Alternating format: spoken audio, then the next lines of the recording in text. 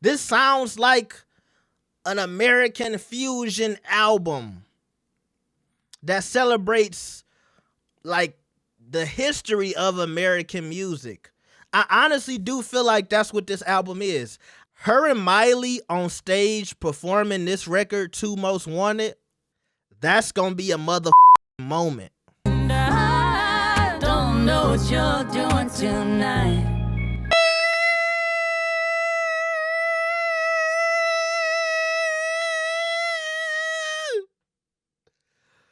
Ow! Ow! Ow! Ow! Never gave a best YouTuber in the world. Y'all, I think I might have found one of my new favorite Beyonce albums, all right? So I'm going to give y'all like a quick overview thought of what I think about the album, because I'm going to kind of do like a track by track breakdown, because I feel like this album deserves that. But I do feel like this is not just a country album. I feel like it's a very eclectic album, right? I hear a lot of 60s Motown in this album. Am I the only person who is feeling like that? I hear a lot of, Diana Ross.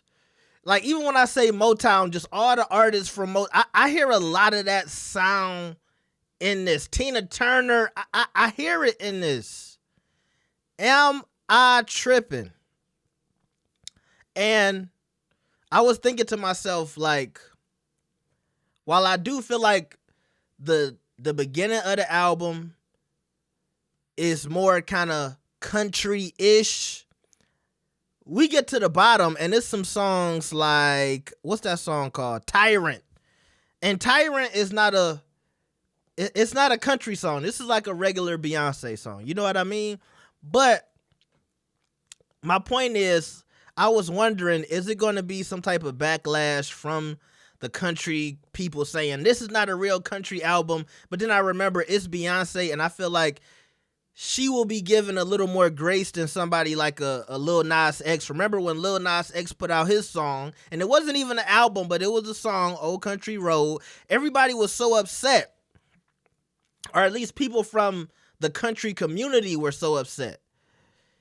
And I just feel like nobody would dare even come for Beyonce like that, especially since she got what's his name? Willie Nelson on this album a few times. She even got Dolly Parton on this album. She gave homage to the country greats as well. But I feel like even if she wouldn't have had those kind of features on this album, it's Beyonce. I just can't see her getting some type of backlash from the country community. If anything, Beyonce calling this a country album, it boosts country a little bit. Not to say that country needs Beyonce, but I do feel like it's a push and pull thing. It says something if an artist like Beyonce and an artist of her caliber wants to step into country. I feel like it's good for Beyonce. It's good for country. Also, there's skits on this album. Like, I want y'all to think back to early 2000. We used to be like used to skits. And I'll never forget when Tory Lanez put out his first album, he had a bunch of skits on this album. And I guess people hated the skits. People felt like he could have redid the skits. I think he went back and changed some of the skits, but I remember he got so much backlash for having skits on that album. I feel like no other artist did skits anymore for a long time. Now, you still get skits every once in a while, but now, just take Drake, for example. He'll put a skit in a song. Beyonce has separate tracks that are skits. All of these 27 songs on this album are not full songs. Some of them are skits. Some of them are people talking, right? There's a few songs on here that are actually kind of like short songs, and I enjoyed those too. Because I was thinking to myself, as we kind of got to, I want to say, not track 5, but some of the later songs like Desert Eagle.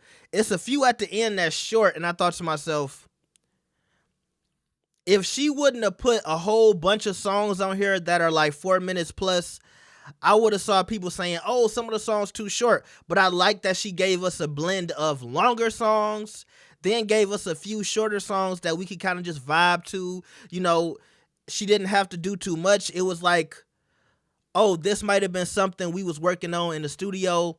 I didn't feel the need to make this an entire song, but we put it on here anyway because the vibe was so good. And I love that. To me, that's artistry.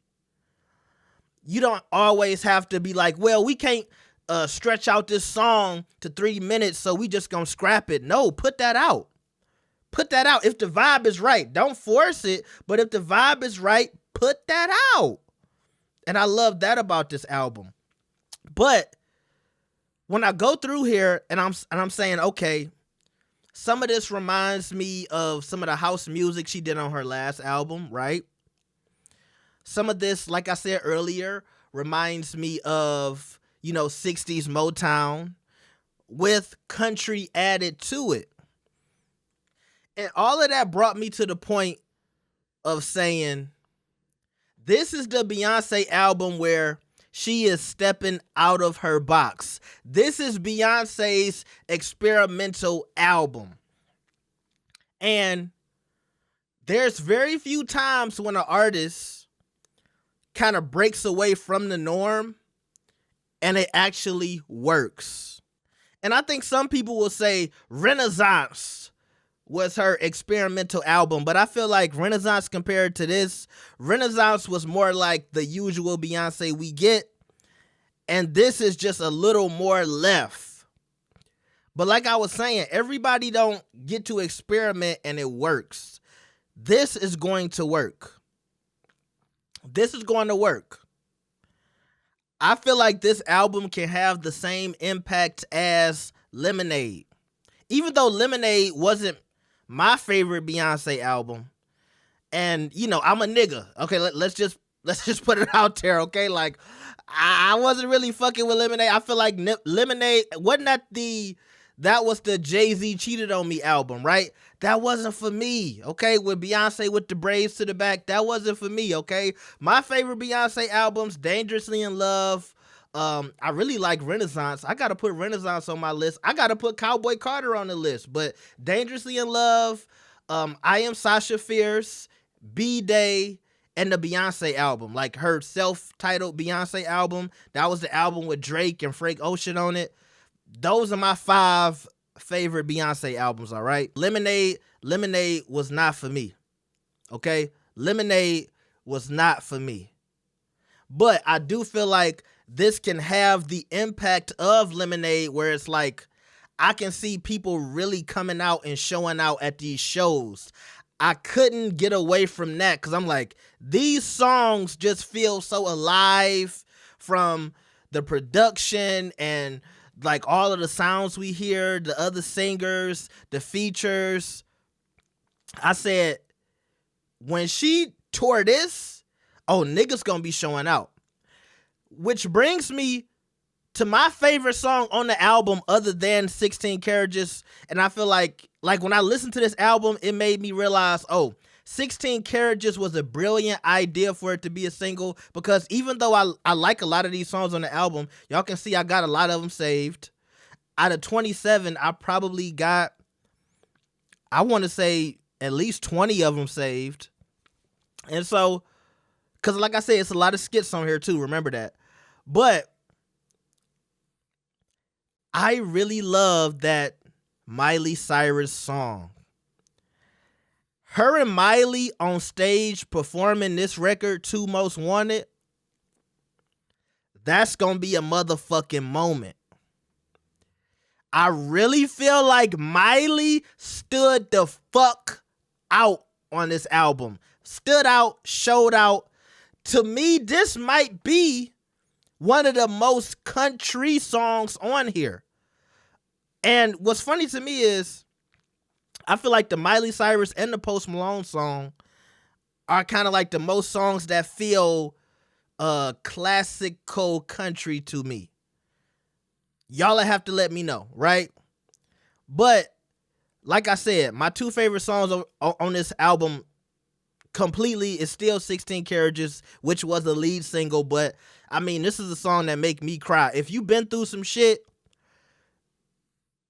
Beyonce motherfucking ass tore that song up. Like, it's not a lot of times where I hear a single and I'm like, all right, we get to the album and I'm like, okay, it's almost like an album can make you dislike a single, but I feel like this album, while it's so good, I still love 16 Carriages, and it's still probably my number one or number two favorite song on the album, next to the Miley Cyrus song. But going back to my point, this gonna be some shit at the tour overall.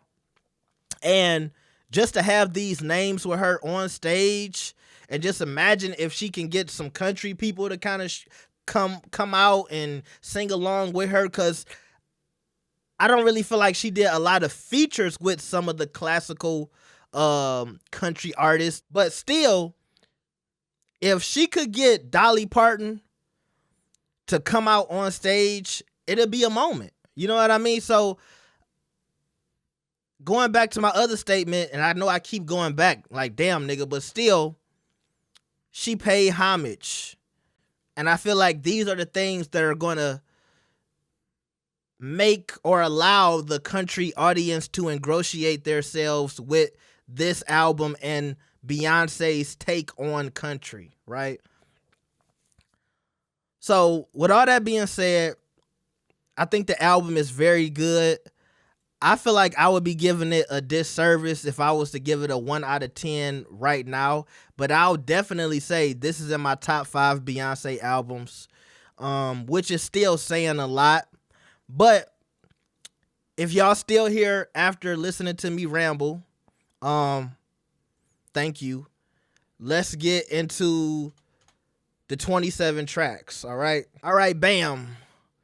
We gonna start this with American Requiem, all right? If that ain't country, tell me what is. So American Requiem is another moment where I say, this is an eclectic album. To me, this song felt like 70s, you know, almost hippie-ish vibes in it. That American classic rock, that's what I got from this song. There's a moment at the end where she hits this high note that's kind of like a scream. And when she hits that note, it gives me Bohemian Rhapsody vibes. If you don't know about Queen, you know, just go look it up. You'll see what I'm saying. But that's why I keep saying this don't just feel like a rock album. And it makes me look at this flag that she carrying too, because this sounds like an American fusion album that celebrates like the history of American music. I honestly do feel like that's what this album is. It feels like a fucking celebration of American music. That's what this shit really does sound like. So yeah, American Requiem, as y'all can see, we had to add this one to the playlist, all right?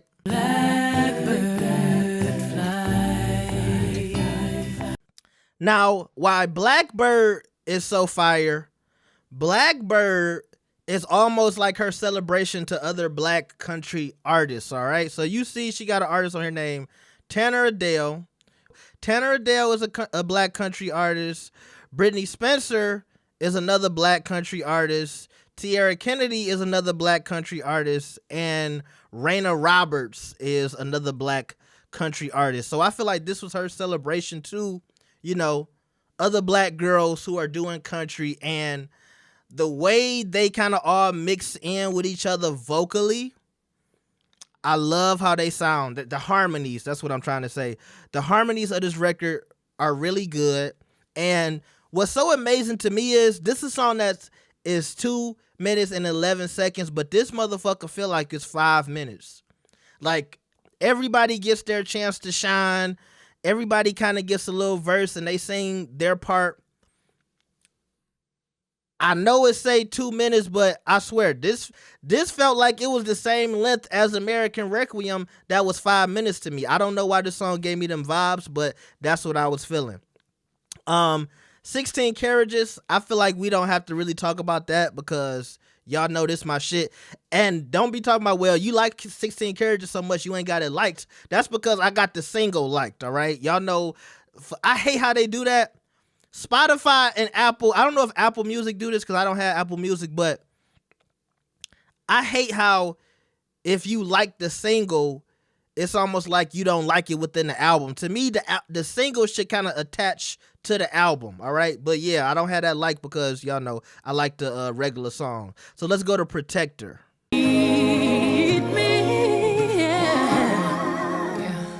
So Protector wasn't really for me. To me, this kind of sounds similar to 16 Carriages, but not as good. You know what I mean? Like, just like Protector sounded a lot like 16 Carriages. I could almost see 16 Carriages coming from Protector, and then maybe they just made Protector a separate song. It's not a bad song. It's just, it reminds me of 16 Carriages, and it ain't got shit on 16 Carriages. You know what I mean? So I couldn't really fuck with this one, but my Rose, this was my type.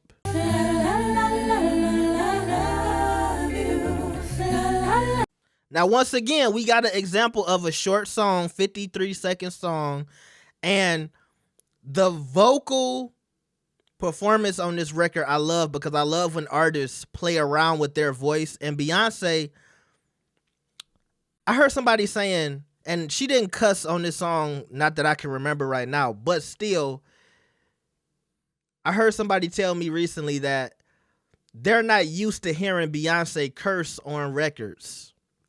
But I'm only bringing that up to say, I feel like Beyonce has become more comfortable as an artist. And with that, she does curse now. But also, I feel like she doesn't feel the need to give y'all some crazy vocal performance all the time to prove that she can sing. This is one of them times where she kind of gives a whisper type of vibe on this song, but it works. This album really made me realize how much I just like Beyonce's voice in general. I'm talking about not even her singing voice, just this nigga talking is just fire to me. She has a really beautiful voice. It's kind of deeper, but it ain't so deep that it's like manly or anything like that. But y'all know how her voice is. She sounds like she has that southern draw to her, but her voice isn't like super high, like girly. You know what I'm saying? But overall, Beyonce has a beautiful voice, and I feel like it has started to realize that more.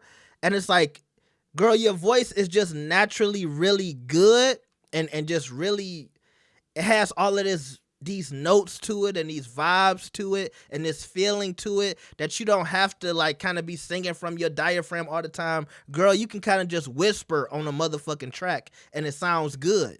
And once the motherfucking engineer get in there, it's gonna sound really good. And that's what I got from My Rose, and I really like this song a lot. Now after that, we go to Smoke Hour with Willie Nelson. Welcome to the Smoke Hour on KNTRY Radio, Texas. You know my. This is one of the first skits. Really cool skit. Throughout these skits, she does kind of go back and give like little clips of older country songs from these artists. I think that's really dope, but I do feel like these skits set the tone, and Willie Nelson on Smoke Hour, it kind of gave that like radio host type of vibe, right? Also, I love the fact that after this, we go into Texas Hold'em. So we get 16 Carriages in Texas Hold'em early into the album.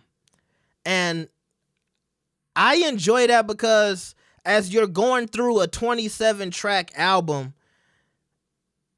it's a little more satisfying if you get the songs you know already up front than while you're kind of like going through the album and you like, all right, we at track 20. Here go the single that we heard before. No, give us the singles up front. And now we really feel like we can get into this album, which takes us to Bodyguard, all right?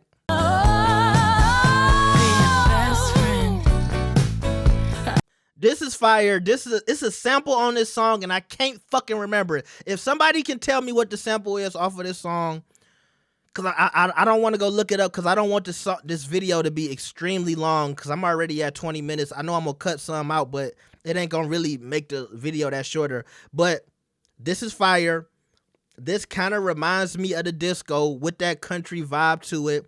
This also reminds me of a song you would hear at one of those like country dance clubs where they be like, you know, doing their little shit in the crowd. I forgot what that's called. Line dancing. This remind me of like a line dancing song with a little bit of the disco on top. And this was motherfucking fire too. All right, so as I told y'all, Dolly Parton is on this album, okay? One of the country goats. And this was a really cool skit. Hey, Miss Honeybee, it's Dolly P. I feel like it was Dolly saying she can basically see some of herself in Beyonce. And I thought that was just really dope. And that's why I said shit like this is going to help that country audience be like, all right, hey, we fucking with this, Beyonce. That's why I said, if anybody feels like this isn't a traditional country album, you can't say that Beyonce didn't do her best to incorporate the classical country artist into this project. And I thought it was fire. Now, did we need a official Dolly Parton feature? No, because I feel like Beyonce doing the cover of Jolene was enough. And here we go. I raised that man, I raised his kids. I know my man better than he knows. Now, this wasn't your ordinary cover. She did add a few things to the song to try to make it more unique, but it's still a Dolly Parton cover. And look, she got Dolly's blessing. And this is something else where I'm saying this will help the country audience accept this album, right? I think Beyonce did a really good job. She cussed on this song. I think she said something about, I'm a down south bitch or something like that. And I was like, yeah, Beyonce, tell them, talk that shit. So I really like this a lot. Shade my dress, did my best impression of a damsel in distress. Now, I like this song a lot, but going back to what I mean by eclectic, this sounded like a song with some Latin type of vibes. It had that Carlos Santana kind of guitar vibe in the background. I don't know why this song kind of reminded me of Beyonce's version of Nancy Sinatra's Bang Bang. And the thing about that Nancy Sinatra song is, and similar to 16 Carriages too, when you hear somebody singing about something that it almost feels like they're seeing with their eyes in that moment. So right now, if I started singing about me sitting in front of this microphone and in front of this computer, you know what I mean? Like, that's why I said that, because while the topics of Bang Bang and Daughter are not the same, it's still that vibe of, I'm singing about something that's going on right now in this moment, and I'm kind of giving this emotional singing performance to whatever I'm talking about. And that's why I said, oh, this reminds me of like a Beyonce version of Bang Bang. Some of y'all won't get what I'm saying right now, but I really like this song as well. There was a time in this song where I was like, okay, is this song about her father and her being, you know, her father's daughter? And it's a little bit of that too, but she managed to make the song a little more broader in scope as well. And closer to the end of this record, she starts kind of going into some really dope runs and very creative runs as well, and where the song, just through the vocal performance, can seem brighter. It's a more of a monotone. I wouldn't say a dark song, but at the end with the vocals, it does kind of brighten up as well, okay?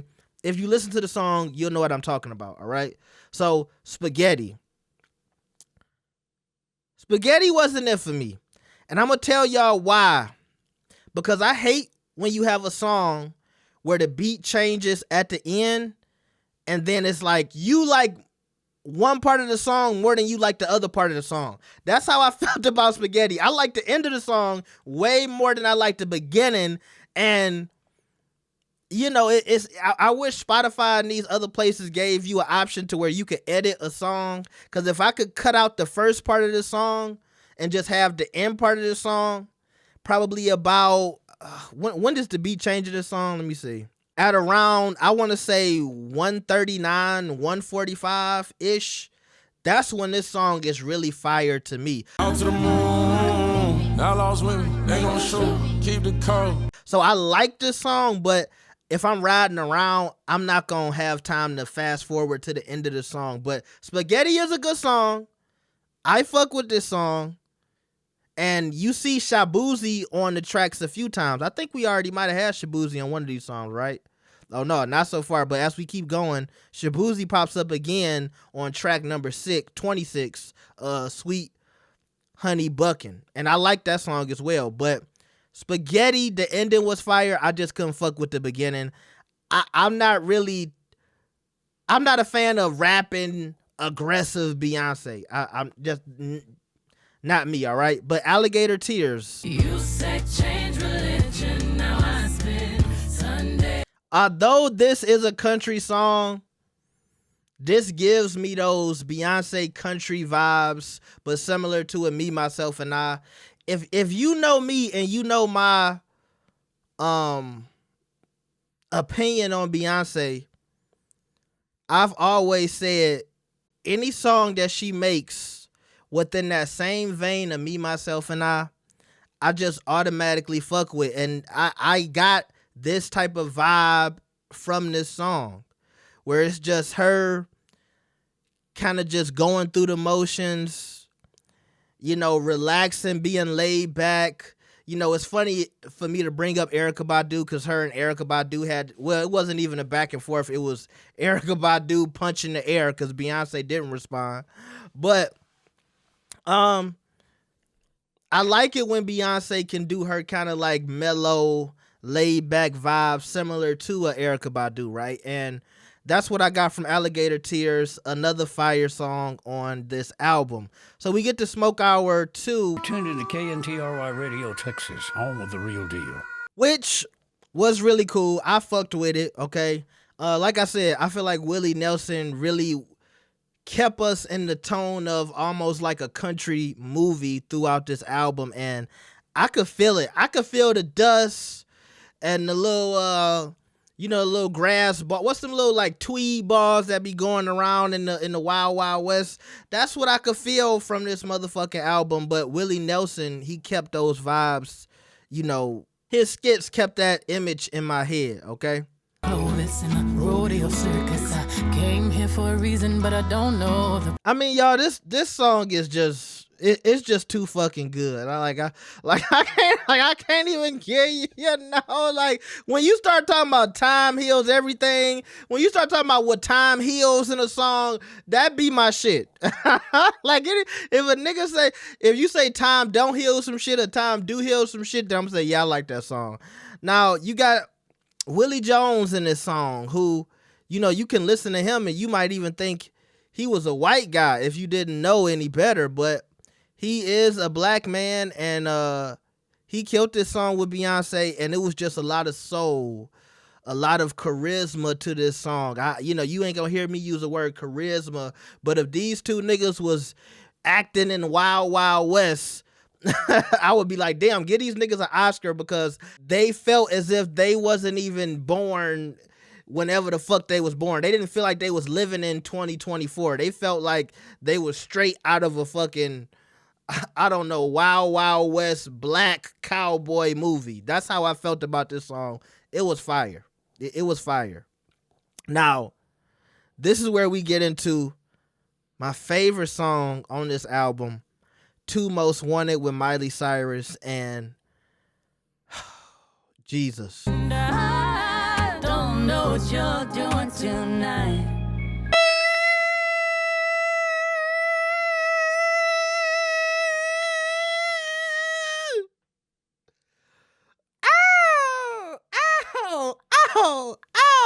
Y'all can't see, nigga, I got tears in my eyes. See, that's what I'm saying. Like, this that shit a nigga be needing, dog. Miley is such a, to niggas, cause I know that the people who know on her side, you know, they know how talented Miley is. But on this side, and I mean like, you know, the more urban side of music, Miley was like a child protege when it just came to singing and just being an artist. Now, she might have had her little, you know, time when she was twerking at the MTV Awards, and a lot of people was like, we don't like that for you, Miley. But can't nobody say this little motherfucking girl can't sing. And she ain't a little girl, she a grown-ass woman. My bad, Miley, but and her and Beyonce harmonizing on this motherfucking song, like, nigga, I don't know what the fuck you want me to say. This shit is fire, man. What the fuck you want me to say? Let's go to Levi Jeans. Levi's jeans, the way you popping out my phone. All right, now, I listened to this album the first time in a car. And I know how good Post Malone is. Post Malone is another very talented motherfucking artist. I love a lot of his shit, okay? Matter of fact, how many Post Malone songs I got in my playlist? I know it got to be a lot. Yeah, 47 Post Malone songs in my playlist right now, okay? But for some reason in the car, this song wasn't hitting like it's hitting in my headphones right now. Like, and that's why I tell some, if you can, cool. If you can't, fine. But if you really want to enjoy music, you should invest in the proper tools to hear music the way it's supposed to sound.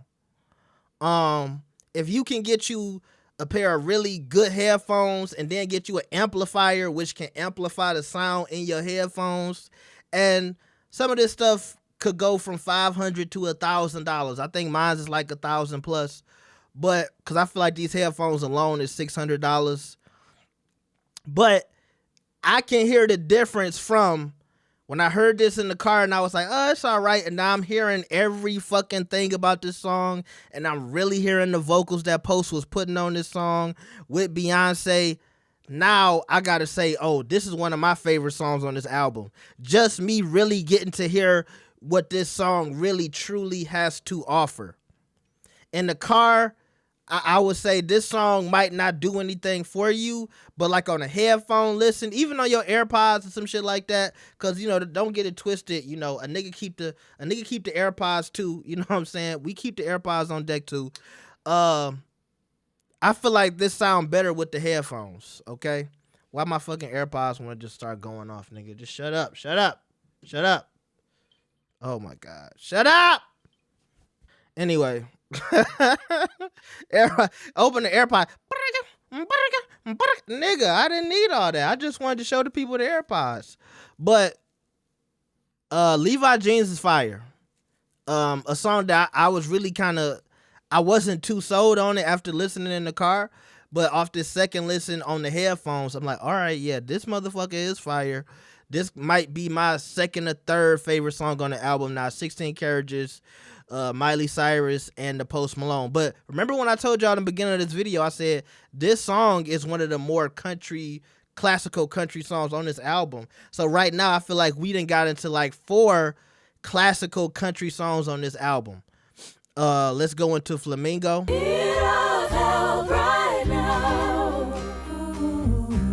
Like I keep saying, it's so hard. I be wanting to really play these motherfuckers, y'all.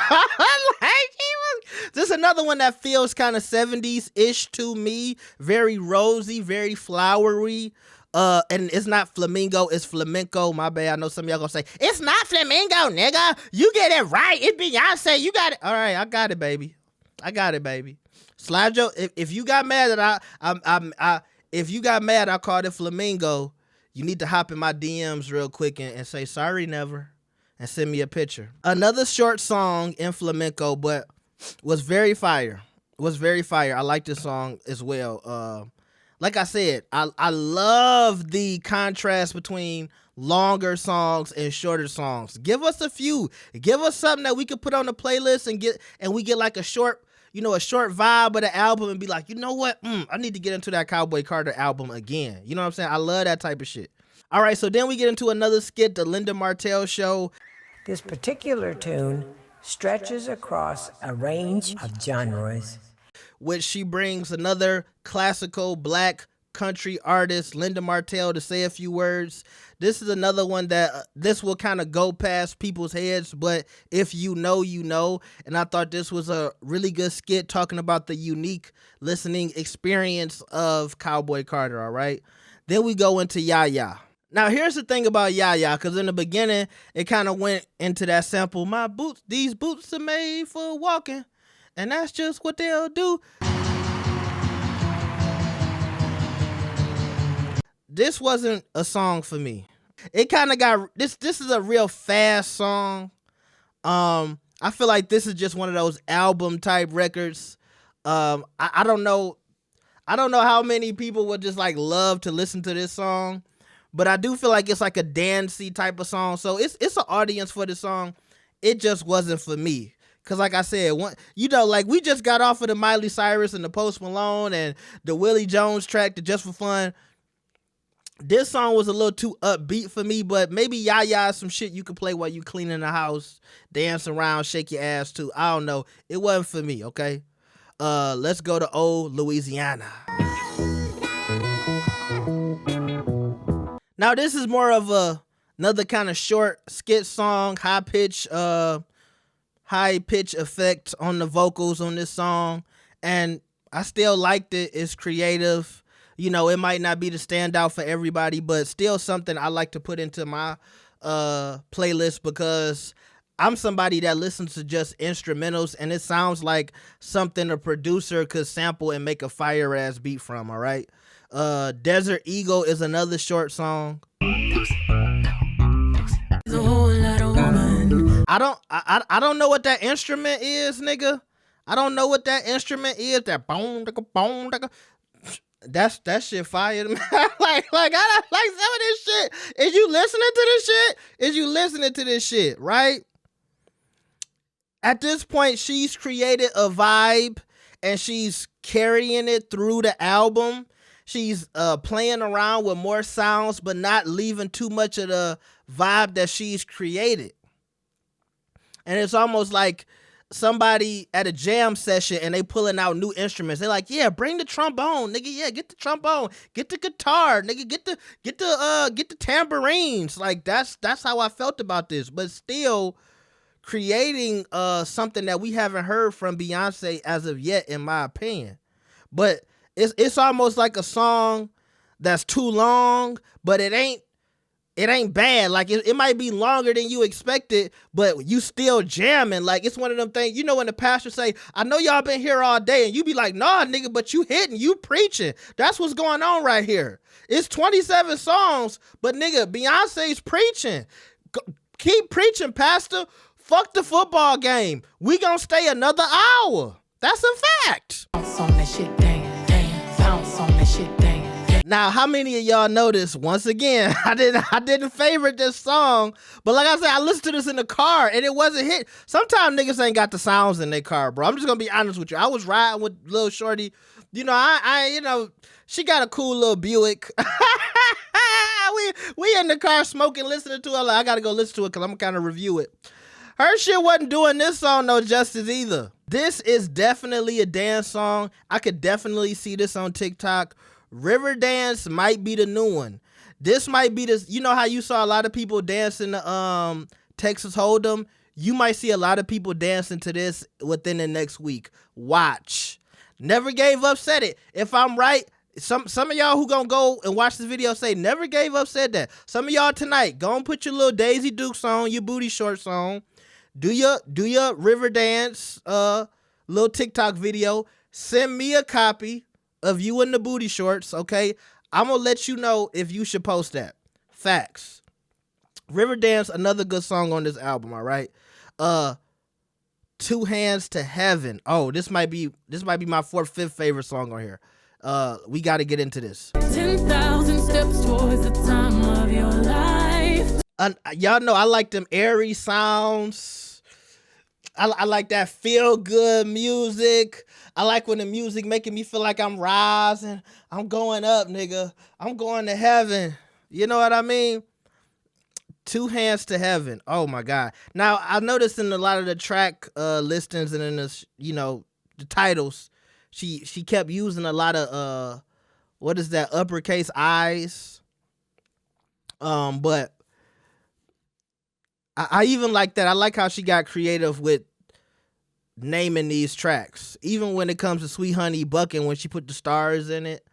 You know, everything isn't capitalized, but I still feel like she got creative. Like up here with American Requiem, Two Eyes in American, Two Eyes in Blackbird. I don't know if that was well, obviously it was purposely done, but I don't know if it's like any story behind it. I wonder if we'll find that out later. But yeah, this is another fire ass song. Very airy, very light. I like it. But I'm gonna skip past Tyrant because this song took me out of it. This song took me out of it, y'all. Why I take you out, never? Because this didn't feel like it matched the flow of the album to me. This felt like a just a regular Beyonce song. Like this could have been on any Beyonce album. So this song kind of took me out of it. Not that it's a bad song. Not that she shouldn't have put it. But, you know, in some cases, yeah, I do feel like she could have left this off. Anybody agree with me? Let me know.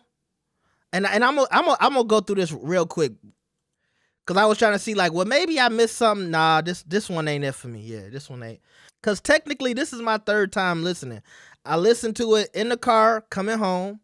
I listened to it while I was just eating my food. I had some shrimp quesadillas with some nachos. And now I'm listening to it for a third time with y'all. And it came out at 12. It's like 2 a.m. now. Tyrant ain't for me. I do feel like she could have left this off the album. It is what it is. Now, this one of them songs where I said eclectic. This sound like it could have been on Renaissance, right? But still, adding those country vibes with a little bit of EDM vibes, a little bit of house vibes. I was fucking with this. It came together very well. And I feel like the placement of this song is really good too, and I can say the same thing about Tyrant. While I don't like Tyrant, at least she kind of put it at the end of the album. So maybe if you wanted to feel like these last 3 songs is like your bonus tracks, because if she cut it off after Two Hands to Heaven, I wouldn't have got mad. But then we get Tyrant, and I'm like, oh, I ain't fucking with that. But then we get Sweet Honey Buckin', and I'm like, okay, now you bringing me back into the vibes that I like of this album. But I gotta hear Amen one more time. But in my head, I'm thinking maybe I would have put Two Hands to Heaven as the outro track, and maybe I would have put Tyrant as number 26, and then moved Sweet Honey Buckin' up to 24, and just did it out like that. In my opinion. But I want to hear Amen. This is the last song, Amen. Okay, yeah, I take this back, because Amen does sound like an outro song. It does sound like the end of something. It does sound like a closing. So maybe I would have put Tyrant at number 26. Sounds like a closing of a song, right? Like, listen to those, like, kind of like those heavy synths.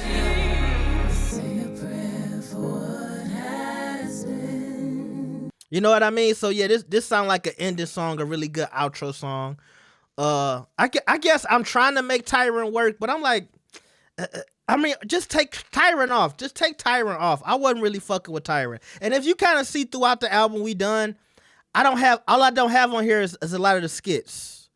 Yaya, Tyrant, Spaghetti, Yaya, Tyrant, Spaghetti are the only 3 songs I don't like on here?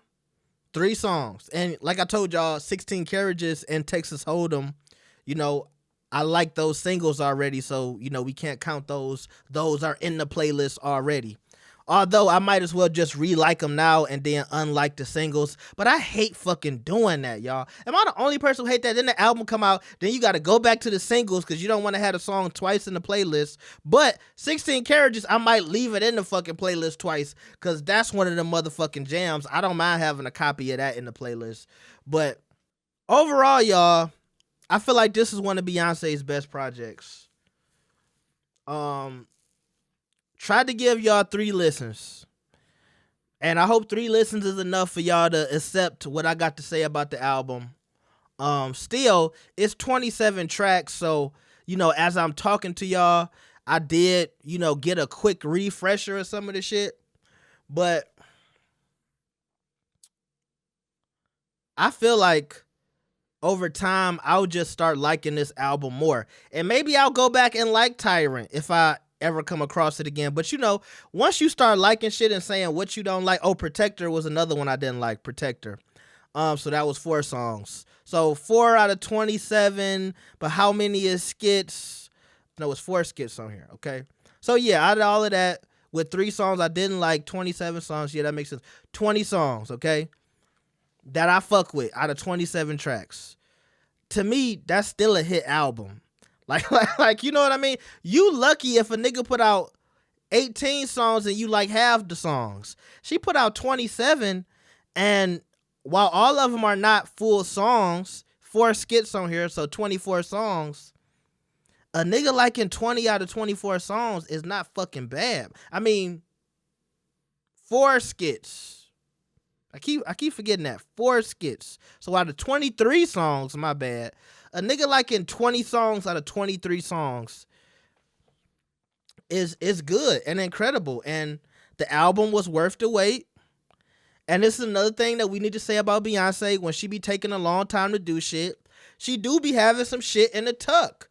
Renaissance was fire. She kept it in the tuck. Cowboy Cardi was fire. She kept it in the tuck. I mean Cowboy Cardi. Cowboy Carter is fire. She kept it in the tuck. I hope some of the Beehive will, you know, start to calm down a little bit and just trust Miss Beyonce, okay? Trust Miss Beyonce, and she will deliver as usual, okay? As long as it ain't no Lemonade type shit, and you know, as a nigga, I couldn't fuck with it. I couldn't fuck with it, you know. I could feel the nigga hate in that album. That was one of them albums make you want to cut your balls off. Like that wasn't for me, okay? But this is definitely one of my favorite Beyonce albums. Let me know what y'all think. Long ass video. I'm gonna try to cut this down as much as I can. I appreciate y'all. Anybody who watched this full thing be like, I survived. Never gave up's Beyonce Cowboy Carter review. I will see y'all next time. Peace.